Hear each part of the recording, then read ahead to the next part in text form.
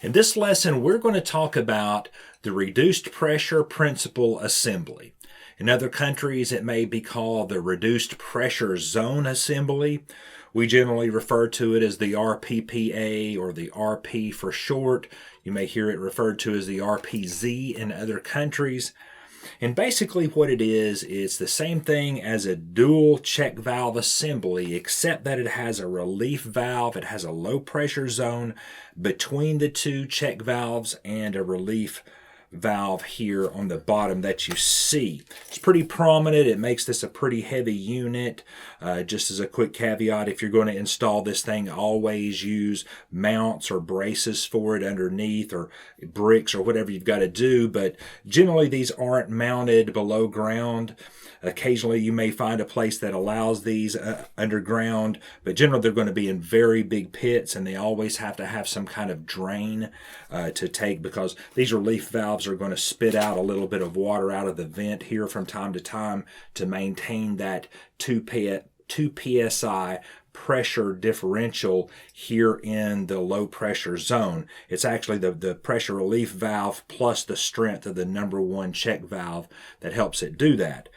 Now, don't get confused if you see a device with opposing check valves like this. You'll also see some double check valve assemblies that look like that. They just won't have this bottom piece here. They just do the opposing check valves here to save a little bit of room. These are a little bit shorter than some of the longer form factors. But if you're not certified by your state, then you don't need to be fooling with these, right? I'm including this information in here for irrigation technicians so you'll know the difference. Chances are, if you stay in the business for a minute, you're going to get certified. So just want to, include a little bit of information here so that you know the difference between them, okay? These are for high hazard situations, right? The situation with these are that the low pressure zone in here allows this device to be able to maintain protection from back siphonage and back pressure, even if both check valves are fouled. If they've got something stuck in them and they're not doing what they need to be doing, this low pressure zone in between here is going to maintain the protection even if both are fouled.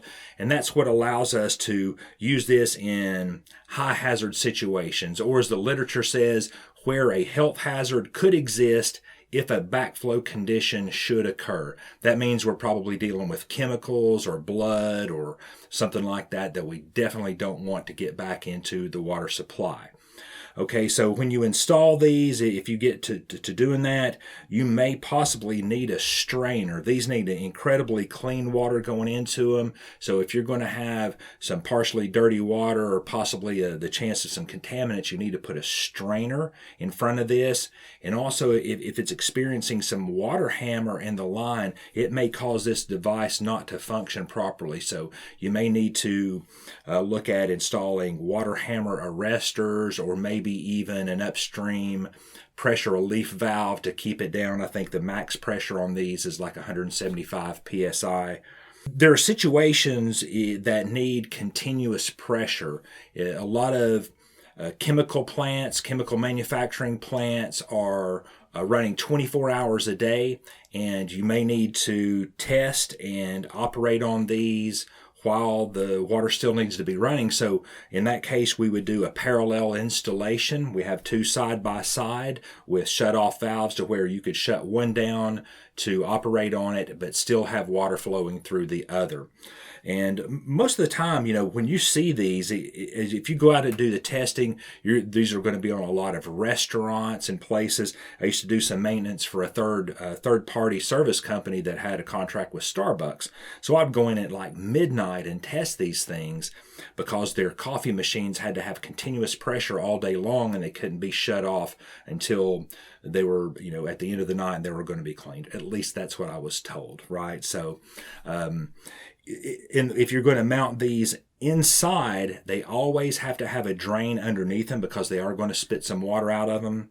And the air gap, if you remember what I was talking about, the air gap before, it needs to be really 2 times the depth or the diameter of your air vent here. So generally you're going to be looking at about 2 inches or more here before you put any type of drain. Sometimes they'll put like a catchment underneath here that vents out to surface or whatever. If you're going to get these to mount outdoors, some jurisdictions only want you to mount them outdoors, and they need to be above ground. So in those areas, you'll find them with the brass sweeping elbows on them, and they'll be installed up off of the ground. In that case, you definitely need supports here, even if you have steel pipes. And just something to think about, that if you're using galvanized steel piping to come into a brass unit, whether it's this or another, you may want to look into the dielectric unions. Anytime you match up 2 different metals, you're going to get some corrosion there, and definitely between galvanized steel and brass, you should look at that. If you're going to be taking this thing on and off every year or whatever for the winter and things like that, you probably wouldn't worry about it. But if it's in just continuous place, I would definitely look into dielectric unions on that. So this comes in, they have hot water models, and like I mentioned, the outdoor model generally will have the sweeping elbows on it.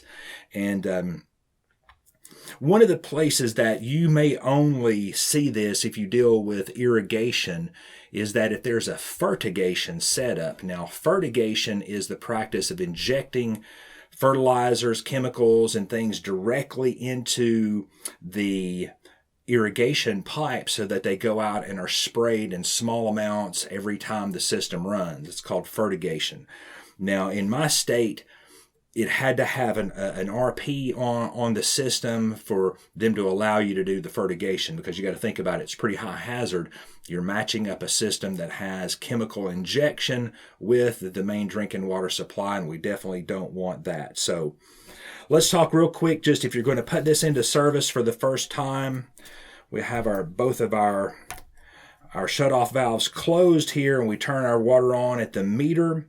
And what we would do here, let's look at our direction of flow. Our direction of flow is going this way, so this is going to be our number 1. I've had it kind of facing towards me, but if you see that it has the test cocks on the back side of it, so as I've held it here, you wouldn't see that. But and when you mount these, if you're mounting them inside or inside of a cage outside or something, always make sure that you leave yourself plenty of room to get to the test cocks, because you've got your hoses that come in here and they've got a little 90 on them, but you still need some room to work and to get around here and get to it.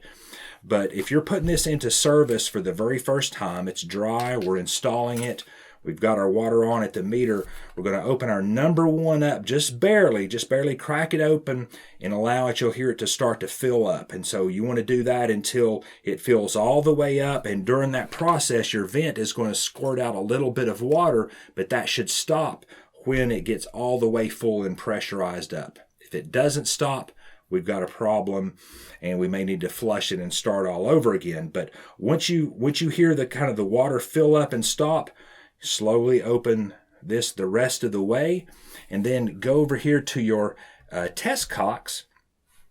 Let's see if we've got our stubby flat blade screwdriver here, and what we're going to do is just barely crack open them in order. You probably don't need to do the number 1 since that's on your supply side, but definitely crack open your 2, 3, and 4. I'd say you probably want to, just in case you open your number 1 in case there's just any air trapped right here. But what we're doing here is we're just trying to bleed off any air that may be trapped in these check valve areas or in the low pressure zone here. So just barely crack them open, bleed out that air, and then seal them back up. And then you're going to slowly open up your number 2. And as long as your relief valve isn't spitting out any water, you're good to go.